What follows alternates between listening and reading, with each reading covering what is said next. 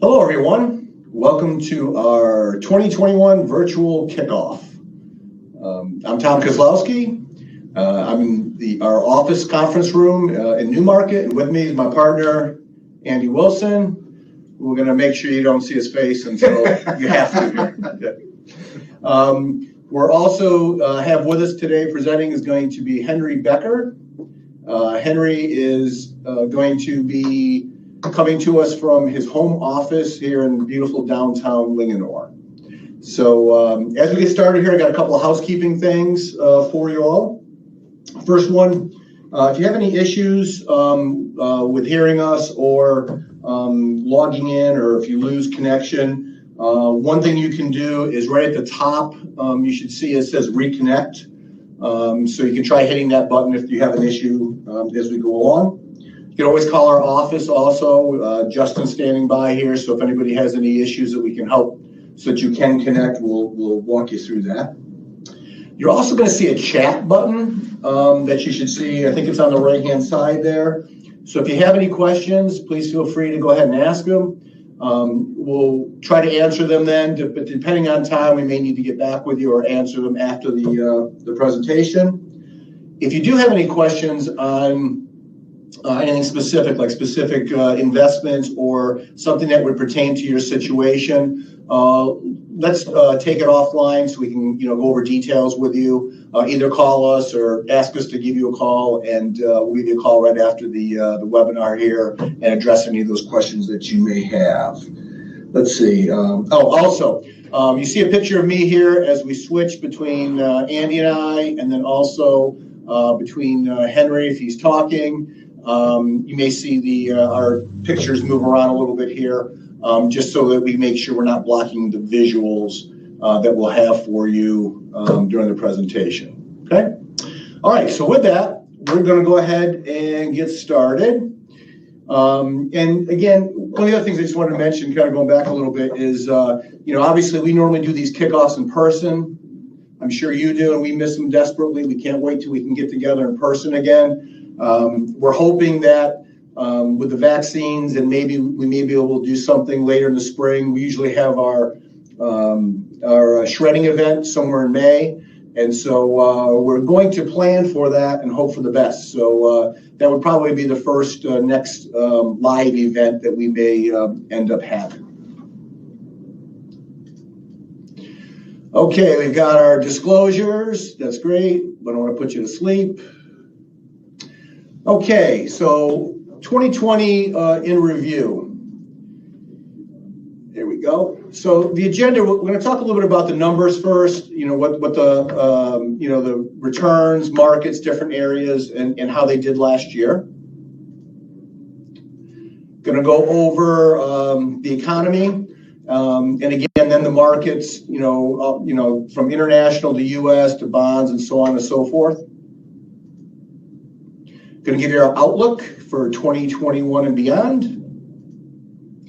Going to talk to you about some relevant tax changes for 2021. There aren't too many of them, at least as of yet, but I want to bring you up to speed on a couple of things that will be new for this year.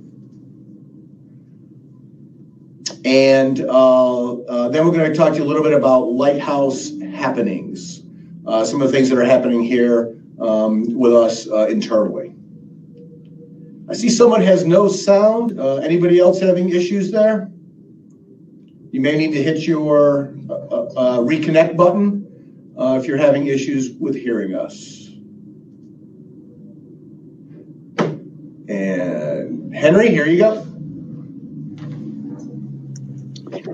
So I guess first off, Happy New Year to everybody. I'm coming from a quiet corner of my house. My three boys are, I think, diligently working away with schoolwork. So let's get into what most of us would have never guessed would be the returns for 2020 if 8 or 9 months ago you were asked. But as you can see, the S&P 500 index was up 18%, over 18%. Now keep in mind, a lot of that was driven by a small number of stocks like Amazon, Apple, Facebook, the usual, the FANG stocks, powered almost 50% of that return came from just a small number of stocks.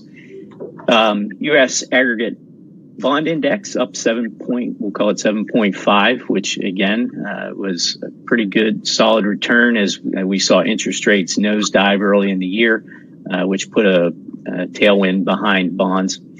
Russell 2000 small cap index kind of lagged quite a bit throughout the year, but it really powered up at the end of the year as vaccine talk and some parts of the country tried and some have stayed open.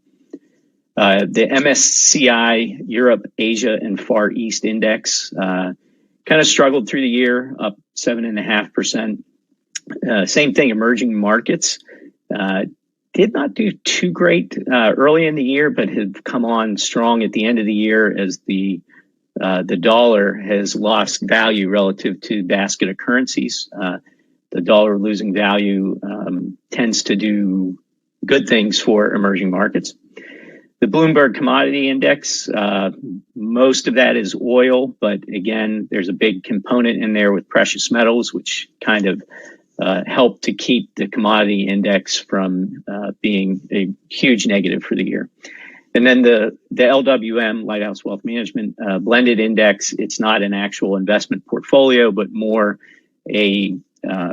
like a bogey, a benchmark that we use internally because not everybody has all of their money in stocks only. So this index was up 10.25 for the year.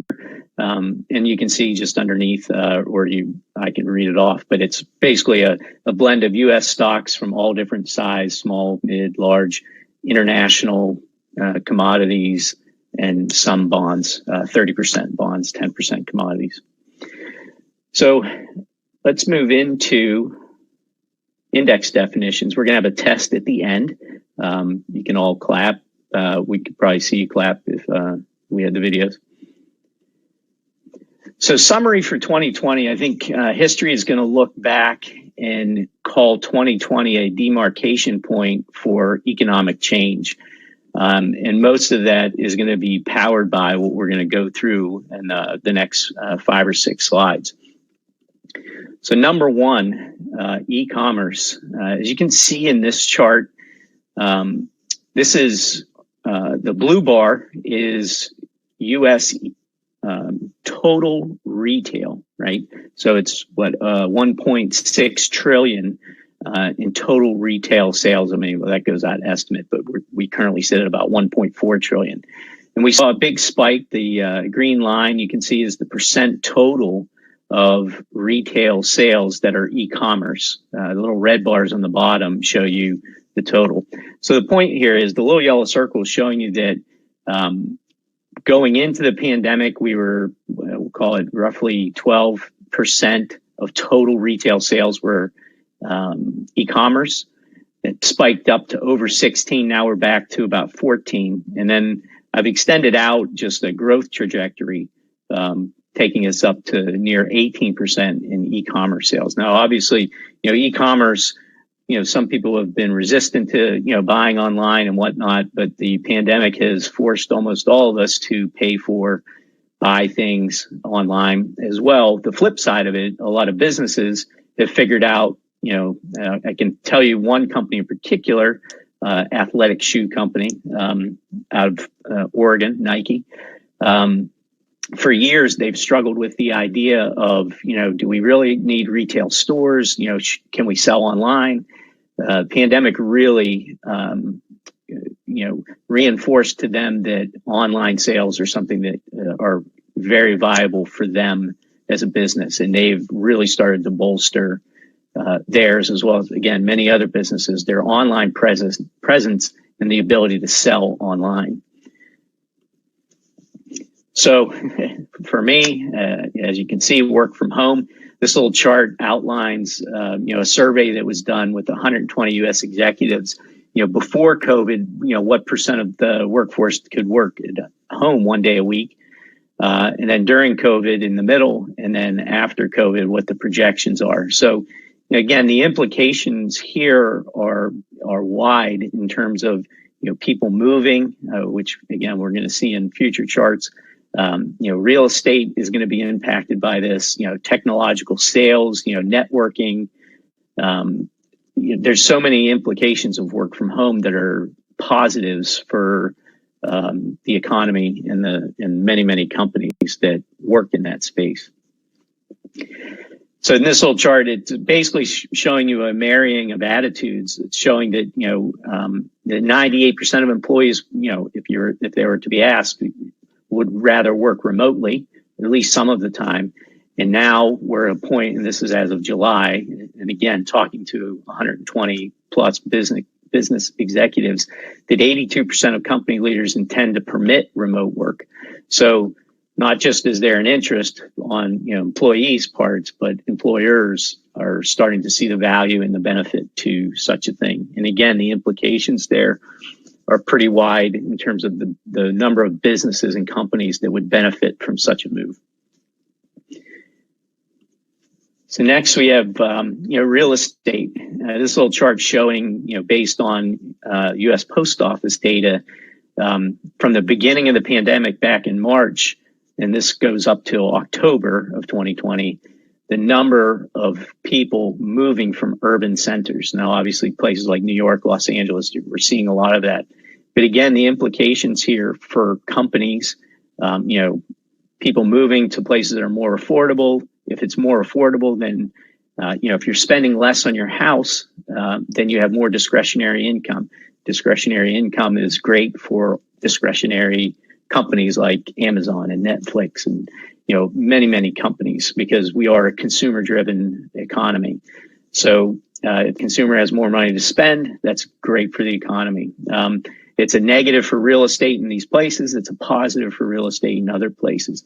And then you have, obviously when people buy, whether you buy a new home or a existing home, there's going to be spending there as well to renovate homes. So the spillover effect from these types of moves, while again it's a negative for the places they're leaving, it's a positive for the places they're going. Hey Henry, one thing too, just on that last chart, you'll see kind of a city in there that doesn't make sense, which is Naples, Florida. Remember, those are snowbirds. Back in March, they leave. So that's why you see a negative there. It's mainly the bigger cities. So that's kind of an outlier, that one place. Just so people know. I thought Andy was having an effect there since he has place there. So the other now is, this is kind of a knock on or whatever, a side effect from e-commerce, is the number of people that want to use mobile payment. Now, obviously, mobile payment is where you're, standing in front of a point of sale, whether you're, at the, Target, Home Depot, Lowe's, whatever you need to pay for something, or a restaurant, where you can just put your phone against it and pay. 28% of consumers would prefer to use mobile payment. Again, I personally, I'll use it periodically, but the more I use things like Apple Pay and such, personally, the more I like it, because the safety involved, which is wherever you're buying your stuff from, at least with things like Apple Pay, they don't actually get your credit card information. So it's quite frankly, in some ways it's safer. I mean, it's not foolproof, but the less places that have your credit card information, the less places that can, it can get nicked or used for nefarious purposes. So then obviously we had, both on a personal level as well as economically with businesses, a lot of winners and losers, in the sense that you had anything travel related, at least early on in the pandemic, and even now with airlines and stuff have been severely hit. But at the same time, then you have companies that the more stay-at-home type companies that have greatly benefited from the pandemic. So the continuation of the K-shaped economy, where you have things that have gone down and things that have gone up. At least for the time being, that's continuing. But hopefully, the vaccine can turn the tide on that. Central banks, Federal Reserve, European Central Bank, Japanese Central Bank are backing us again with ultra low, zero, some places negative. That's not necessarily a positive, negative interest rates. The Fed has come out and said they're willing to keep rates at zero for the indefinite future or for the foreseeable future. We'll see how that goes. They're just going to take it one step at a time, but so long as the economy needs it, they're willing to keep rates at zero, which is, again, a positive for stocks, not necessarily for bond market. And then, we believe, we're seeing a lot of analysts and chatter about, the similarities or comparisons to the dot-com era. We think some of that's overblown. To be sure, there are plenty of companies that are stretched in valuation, but there are also plenty of companies that are not. And the other thing to keep in mind is that, when you look at, how you value a company, whether it's on earnings or cash flow, there's so many different ways. When somebody comes out and says, things are overvalued or undervalued, the thing to keep in mind with the dot-com era is you had companies that had no earnings or barely any revenue that were publicly traded and getting bought, hand over fist. Where today, the market leadership, last time I checked, almost every one of these big tech-oriented companies, they have sales, they have earnings. These are real tangible companies, or they're not, a step above make-believe. So, can some of those names be overvalued? Sure. But can they run further? For sure, especially in a zero interest rate environment. So this is the end of my little piece. I'm still going to be on. I'll remove my video, and I'm going to turn it back over to Tom and Andy. Thanks, Henry. Appreciate it. So 2021, what does it hold? Well, we are hoping. We're hopeful for this year for sure. So what we're seeing in 2021 is pent-up demand. And it's a term I think is going to be used quite a bit. If you look at AlphaSense looked at basically people that filed with the SEC, their corporate filings, and how many times they used the word pent-up demand in the different industries. It was used a lot, and meaning in 2021 there's going to be a lot of pent-up demand, and the second biggest one there you can see is hotels and restaurants and leisure.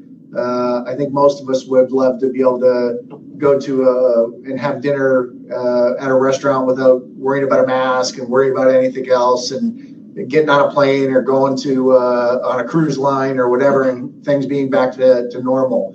And as Tom had mentioned, as it regards to the vaccine, assuming all this works, I think you will see a lot of people try and get back to normal second half of this year.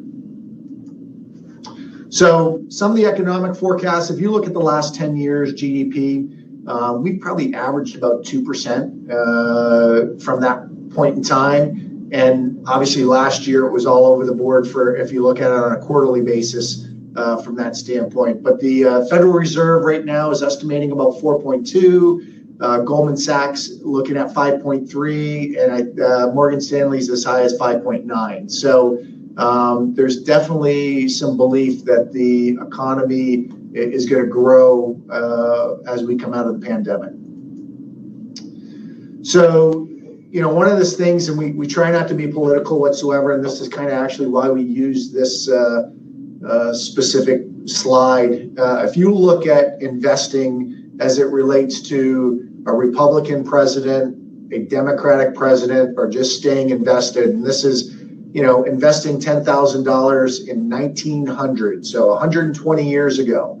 And if you only had your money in whether a Republican president was in power or a Democratic president was in power versus just staying invested.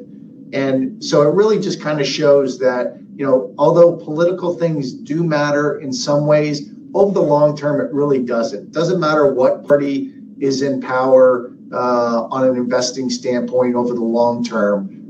In shorter terms, yes, there can be ebbs and flows, but really it's about basically being consistent with your plan and kind of sticking to it. And those numbers kind of reveal themselves there. So in 2021, we'll talk a little bit about headwinds and tailwinds, and obviously potential headwinds. There is a potential for higher taxes. As Tom mentioned, at the beginning when we talk about taxes, there's only a couple changes that we see at the moment, but we don't know where things are going to go for this year. So as they do, we'll adjust and obviously keep you updated from that standpoint. But it'll be interesting to see what can get pushed through, from a government standpoint of changing these things. Quality of labor. You think about all the people that are still unemployed.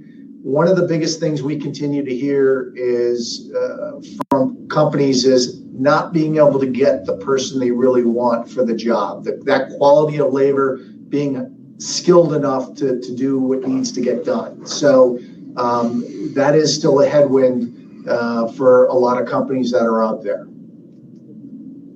So vaccine efficacy, obviously, we believe that the vaccine's going to work here in the long term. The concerns are if the virus were to continue to mutate and then basically it wouldn't work, how does that affect things? And then also just that last mile, as they talk about, right? Getting the shot into the arms. How's that going to work? Because it's been a slow rollout.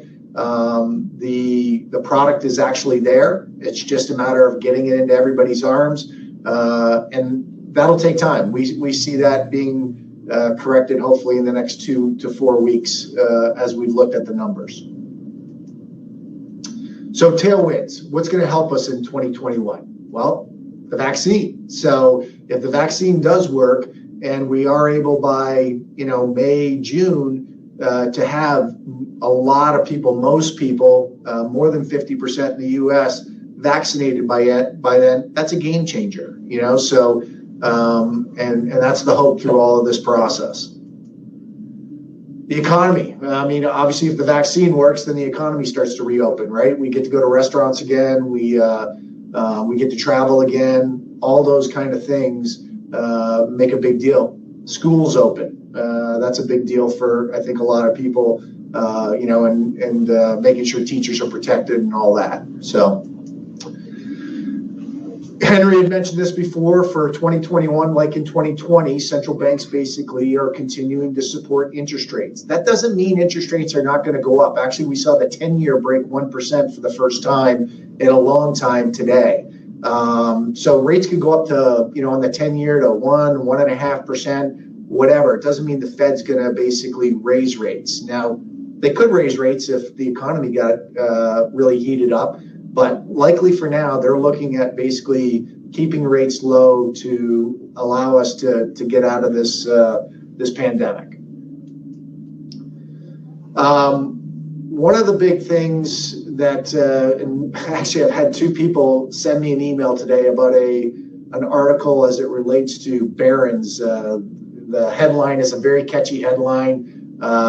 Person who called the 2008 bubble is calling a bubble now, right? The problem with that is with rates at almost zero, and you got $4.5 trillion with a T, $4.5 trillion sitting in cash. It's really hard for the market to go down unless it's something like the COVID was, where it's a black swan. So if the market moves down 7 to 10%, which we think is a normal correction in that manner, typically you're going to see a lot of cash come in because you have a lot of people that have sat on the sidelines through this whole process and have missed a lot of this upside. So as markets go down, people will be willing to jump in and put their cash in. So from a supply demand standpoint, it may be very difficult to, not saying it can't happen, but it's going to be difficult to drop like we did last year, again, unless we have a black swan event. Stimulus spending is another big thing, right? We're seeing that a little bit today, even with the idea that if it's a Democratic 50-50 split in the Senate right now, now all of a sudden that $2,000 could get passed instead of just the $600, and markets are looking at that as a potential, and more money being spent, and just it helped our economy last year. You saw that happen from March on as more and more money got put into our system, and this would continue through 2021 as well. This is a big thing Tom talked a lot about last year at our event, just the technology disruptors. So, when you look at what is going to happen over the next 3 to 5 years and the new technology, and whether it's electric cars or self-driving cars or many things Tom is going to bring up here shortly from that standpoint, this pandemic has only basically moved that 3 to 5 year window faster into the spotlight. All this is happening quicker and quicker because we've needed technology through 2020 just to get through all of this and to adapt. And I think we're going to continue to see that through 2021. So I'm going to turn it over to Tom here, and we're going to move the camera slightly. There you go. And let him start. Great. So continuing with kind of the disruption theme, and again, Andy mentioned we've been talking about it for the last couple of years. We've created a disruptive portfolio to try to take advantage of some of what's going to happen. And again, over the next, Andy mentioned 3 to 5 years, but really over the next 10 years, I think we're going to be living through some of the greatest changes since electricity, the telephone, and combustion engine that we had, over 100 years ago. And couple of quick points here just to mention on like the decentralization, the sharing economy. And again, COVID's bringing everything forward, but it's kind of amazing that in the first instance here, you have the largest accommodation provider owns no real estate. And the first thing I want to see if it comes to your mind, that is Airbnb, right? Bigger than any hotels, chains that are out there. World's most valuable retailer has no inventory. The first name that comes to mind might be Amazon, but it's actually Alibaba. But that it may change between Amazon and Alibaba when Alibaba stock has recently dropped a little bit. But in any case, world's largest taxi company owns no cars, right? Uber. And of course, the most popular media company actually has no content, which is Facebook. So, a lot of the things that were thought about 20 years ago, during the .com era, we are now starting to see realized. And again, it's been brought forward by COVID. So this is kind of interesting here, we thought too. And this will show you a little bit of the rate of change here. We go back to 2003. This is showing us all the car companies, right? And Toyota was the largest car company back, 18 years ago at about $120 billion. And Tesla wasn't even around back then. We fast forward to today, and you can kind of see that Tesla is basically now worth more than all of these car companies combined. And so technology can happen pretty quick. Now this is 17, 18 years. And what happens is things speed up even more than that. Just kind of interesting. We put this slide together, I don't know if it was a week or 2 weeks ago, and you see where it says Tesla was valued at about $555 billion. And just in this short period of time, it's now valued at over $700 billion. So again, things are happening at a pretty quick speed. Along the same fronts, with some of these technology breakthroughs and disruptions, what's allowing this to happen? Why you got a number of companies saying they're going to stop making combustion engine cars. I think Volkswagen said it might be 2025. And what's happening is it's basically the price of the batteries. You can kind of see here, going back to 2010, the price of batteries has been coming down on average of about 16 to 17% per year. And what that's done, it's basically brought some electric vehicles to similar pricing as combustion engine vehicles. And we all know, Tesla is the main one, but a number of companies are out there that are going to be competitors now. I would not be surprised when you see that list. It's really Tesla's the only all electric vehicle company, but there's a number of them that are out there. Many are in China, NIO, BYDDY, and many of the American companies, General Motors, Volkswagen, for some of the European companies and so forth, are all getting into this. So, and we haven't even touched base on this, as we've mentioned before, about autonomous driving. This is just, electric vehicles. So, this is the one area where it seems to be in the forefront right now on TV and so forth, of all the various disruptive technologies that are on their way. So with that said, because of a lot of those things, our outlook is kind of similar as it was last year at the beginning. Of course, we didn't know that the pandemic was going to happen, and certainly, the way the markets reacted, very few people would have figured that it happened the way that it did. But because rates are so low, bonds, again, there's an inverse relationship. So if you buy a bond and interest rates go up, then the value of that bond goes down. And so because interest rates are so low, and they were low last year, but they went even lower, that's why bonds ended up making money. But if we do get this recovery, it's likely that bonds are going to underperform. And while you don't want to have all of your money in stocks, when we do have some money in bonds, we are sticking mostly to the short-term type of bonds where higher interest rates won't affect them as much. Longer term bonds, 20, 30-year bonds, when interest rates go up, they get affected pretty big time. And for a number of those reasons that Andy gave you on headwinds and tailwinds, we are still bullish on stocks. I think if you close your eyes and wake up at the end of this year, we'll have a positive gain with the market.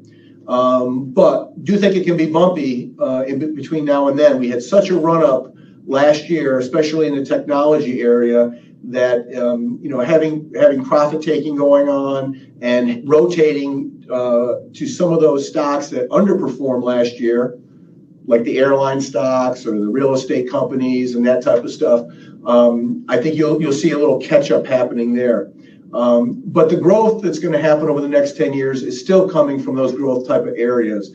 And no matter what happens in terms of stimulus, taxes, this technology is still coming, and it's very, very, very, very positive for equity. So we do see another hopefully positive year here going forward.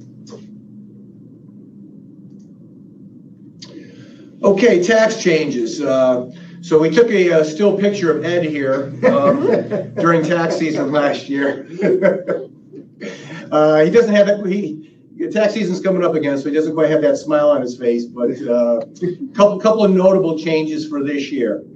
Required distributions, they're back. So last year, I think it was there were several different acts, but I think it was part of the CARES Act that eliminated required minimum distributions from retirement accounts last year. And previously, they had moved the required distributions to age 72 from 70. But as of now, they are back this year. So right now, we are going through all of our clients who are 72 that have retirement accounts. And first week of the year, we are calculating what those distributions are going to need to be this year. And for those of you who have turned them off, we'll be reaching out. We'll need to turn them back on again, the distributions. For those of you who are just 72, this will be maybe your first year having to take the distributions. We'll be getting with you to help you determine, how much you want, what that number is, how to get that money to you, and so forth. The other part of required distributions, before 2020, we had a number of people who would be charitably minded. And if you did a standard deduction and you were to give money to, your charity or your church, if you were doing a standard deduction, you weren't able to write that off because you weren't itemizing.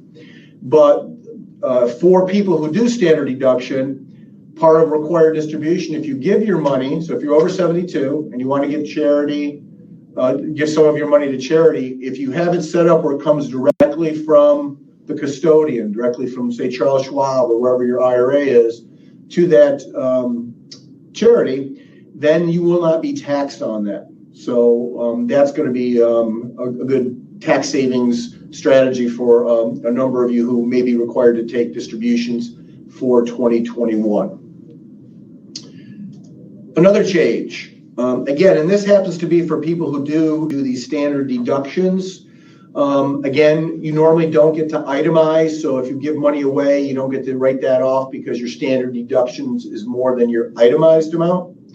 Well, what they're going to do for this year is if you do give cash to a charity, you're going to be able, if you're single, write off $300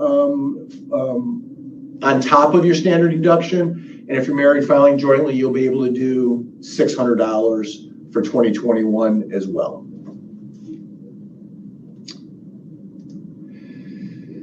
Question we've been getting a lot, stimulus checks, are they taxable? Okay, so as the line says here, they're not taxable, but. So let me try to explain to you a little bit about what we may see or a few of you may experience. Again, when they passed the law to give the stimulus checks, both the first ones and the ones that are coming now, they had cutoffs. If you were single, it's $75,000 of income. And if it was married filing jointly, it was $150,000 of income. Now, many people hadn't done their taxes in 2020. They hadn't done them yet when this was passed. They're starting to getting money last year before 2019 taxes were done. So what they had done is they had based this off of 2018. And these checks are actually considered in advance of 2020 taxes, okay? So in that case, what happens is, let's say that you were single and you'd made $70,000 in 2018, and you got that $1,200 check in the mail, okay? So you spent it, not taxable. However, let's say you got a raise in 2020, and now your adjusted gross income is $85,000. Well, that $1,200 check that you got, they're going to take that away from you, if you will, or you're going to owe it back when you complete your 2020 taxes. Okay? So again, it's not that it's being taxed. You may actually have to give that back if you went above the thresholds for 2020. And and the one thing with the checks that are coming out now, we're not sure if that is, we're waiting for IRS clarification, if that is going to be considered part of 2021, or if that will be considered part of 2020s. They haven't clarified that for us. So once we know that, we will reach out to everybody and let you know what what that looks like. Okay. Each year we do these handouts, which come from the College of Financial Planning, and they're kind of a cheat sheet. We use them, most of the advisors here, staff, we have them at our desks to be able to say, hey, how much can we put in an IRA, or, what are the limits for married filing jointly and so forth. We usually hand them out when we do these in person. But if you'll notice, we have made them available for you. You should be able to see on your screen a place that you can download those. So it's front and back, but you can now have access to this. And I think we'll probably end up having this on our website too, that you can download also if you weren't able to do it here through the sharing device here on the webinar.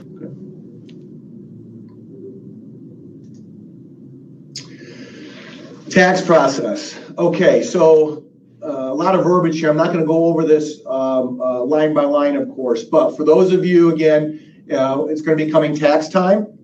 And so, there's a whole process that our tax department has, from uploading documents and getting into the organizer and so forth. And we just wanted to let you know that this is on our website. So if you can't remember, what the process is for getting set for taxes to do your 2020 taxes, if you go to our website and you go under resources, you'll see it says Tax Center. And there's going to be a step-by-step process, which you're seeing here, what you would need to do to get going for 2020. You can certainly always call the office here, talk to the tax team if you have any questions, but this will at least get you started in the right direction going forward for last year's taxes. All right, we're going to turn it back to Andy to finish up here. Thanks, Tom. So some things happening with Lighthouse. We'll talk about office protocols. So we're still seeing clients in the offices if they would like to come in. Obviously, a lot of people, as of right now, would prefer to do Zoom meetings and things of that nature. So it's really whatever you're comfortable with from that standpoint. And obviously, you need to bring a mask. We actually have masks here. Has Lighthouse Wealth Management on it, so you can wear that around. Anyways, but yeah, just you'll be required to wear a mask when you're meeting with us in that situation. So obviously, we're still kind of rotating people in and out. We probably have half our staff here on a daily basis, the other half working from home. You know, we're here anytime you need us. Don't hesitate to reach out from that standpoint. So Zooming, that's one of the big ways we're obviously communicating right now. And we found it very easy to share, you know, whether it's Blue Leaf, whether it's your files, whatever it is through Zoom, and to have a meeting as if we were face to face. So it's allowed that process to work very smoothly, saves you time from having to drive in. So again, we use in our signatures now, we have a Calendly link.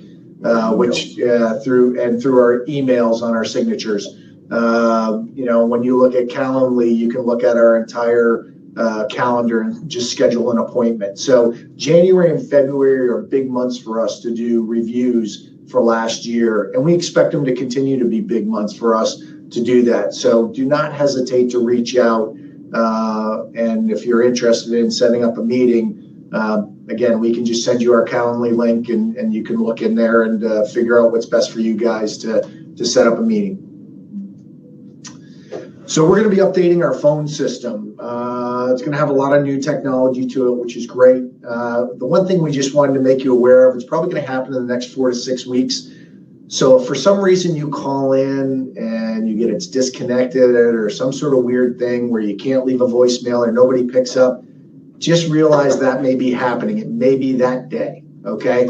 So hopefully it won't be, but yeah, the new system will be great. We'll be able to actually forward a lot of this stuff to our cell phones. So if we are working from home or things of that nature, you'll be able to call in the office, but it'll just come directly to wherever we're at that point in time.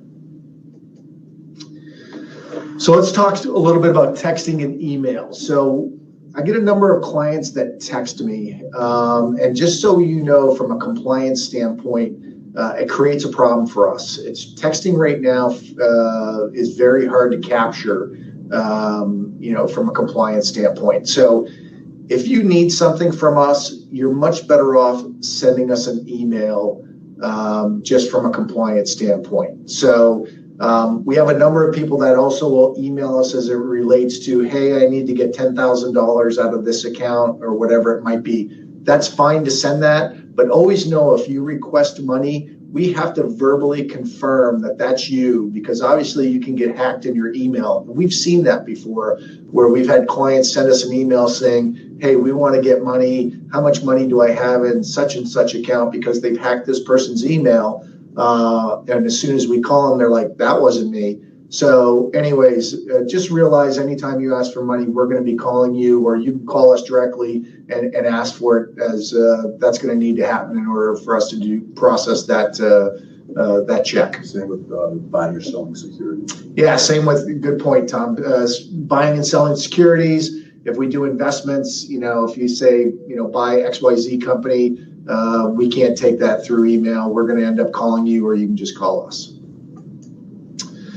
So normally about this time when we're live, we introduce you to some of our new staff members. And unfortunately, since we're not live, it's hard for us to do that. But we've added 3 new people, Caitlin, Roshan, and Cindy, who is our marketing coordinator, and also the person who is moving the the camera. Sorry, behind the scenes here, doing a great job. But they've all done a great job for us this year. It's been awesome to add those three, and so it's been a great addition for our company. Yeah, Rushan is actually in the tax department as well. So you, for those of you who are doing your taxes for, you'll have some direct interaction with her this year. Yep. So Brian Williamson, as many of you know, owns Estate Legal Services. He's been our estate attorney that we've been using for the last couple of years. And over this past year, he recently bought his dad's financial planning practice and has folded that practice in with us with Lighthouse. So he's part of our Lighthouse Financial Group. Remember, Brian wears two hats. He's an advisor for his clients and his people through Lighthouse Wealth Management, but he has a separate company, which is the estate planning company. So he has to keep those separate from there. Again, it's been great to have Brian as part of our group, and he's here to help you with estate planning. Craig Havoc, we still use Craig, but Craig is kind of winding down right now his business just because he's getting closer to retirement. He's still been able to help us over that period of time. But if you newer clients or if we needed to make adjustments, Brian can now step in for that estate planning help. And it's great to have somebody in office who has all that knowledge. So a couple things that for Tom and I, and this relates back to our meetings and Zoom and all that. Tom recently just bought a house in Austin, Texas, Tom and Terry, to be close to his daughter, Allie. And especially in the wintertime, he's had the opportunity to head down there and spend time down in the Austin, Texas area. And myself, I have a house in Naples, Florida. Normally I take some 4 or 5 trips down there a year, but with my son being virtual high school and my wife worked from home for T. Rowe Price, it's allowed me more time to be down in Florida and just work from my home office down there. So Tom and I are doing that more this season. It does not mean that we are not available. That's the whole point. January, February are very busy months for us, so we would expect people to set up Zoom meetings. I'm back usually at least a week every month if people want to meet in person, but we're always around to basically have conversations and meet with clients whenever you'd like. So Mike Wally, he number 2 granddad. So he had his second grandchild, Lynn Rose, I think. So he's a grandfather again, and even though he is old, he is probably the youngest looking guy out of all of us right now. He rides his bike more than anybody. So we wish Mike and obviously his son Colin all the best. And so anyways, we're very happy for that part of the family addition. So I'll turn it back to Tom here. Awesome. Okay, so that pretty much ends the conversation. Now, we do have one question here. One question we got. Comments on Bitcoin. Okay. So a couple things with Bitcoin. First off, we can't technically recommend for you to buy Bitcoin or sell Bitcoin. We can direct you. And the reason is it's actually not considered security. It's considered like a property. The IRS came out and said it was basically like a, there's capital gains with it and losses, just like as if you were to sell a piece of property, is how they're viewing it right now. I'll give you some comments or observations about it. And basically, the school of thought on why people may want to have some exposure to Bitcoin is that there's been a lot of money printing, right? Not just the U.S., but around the world. Central banks are printing money, and that can lead to inflation. It's one of the reasons why gold had done pretty well last year. Gold was up about 25%. With Bitcoin, there is going to be a limited supply. There's about 18.5 million coins out there right now. There's going to be 21 million coins, and that's supposedly it. That's all they're going to mine. And because of that, you have a supply-demand issue. And when back in 2017, when it ran up, it was mostly retail investors who were buying Bitcoin and trading it. And then, of course, we saw it drop. I think it went down as low as $4,000 last year. What you're finding now is you're starting to get some institutions. When I mean institutions, Square and PayPal, companies are buying Bitcoin. You've got pension funds, you've got money management firms. There are places where there are trusts that are buying Bitcoin that you can invest in. So, we'd like to be able to tell you, we can't really tell you that yes, you should have it or you shouldn't have it because of the security laws with it. But we can, what we can tell you is ways that people are accessing it if you do want to participate in it. So we're happy to have those conversations with you directly. I'll take the next one. Sure. So question about Blue Leaf and through Zoom, how secure is that? Zoom has upgraded a lot of their security, so that's not a problem. But always remember that Blue Leaf is just a statement with no account numbers. So if somebody were to get that information anyways, it gives them no access to your accounts or account numbers or really anything that they could do to affect getting access to your money. So can't trade it, can't move money. It really is just a visual statement without account numbers on it. So that looks like all the questions we had. And hey, we want to thank everybody for showing up. And again, we truly are looking forward to the next time we can do this in person. And we'll keep you updated as far as in May about our shredding event. And hopefully, since that was an outside event where we did with the food truck and all that, we're hoping that we'll be able to do that again and start that up this year as well. So thanks so much.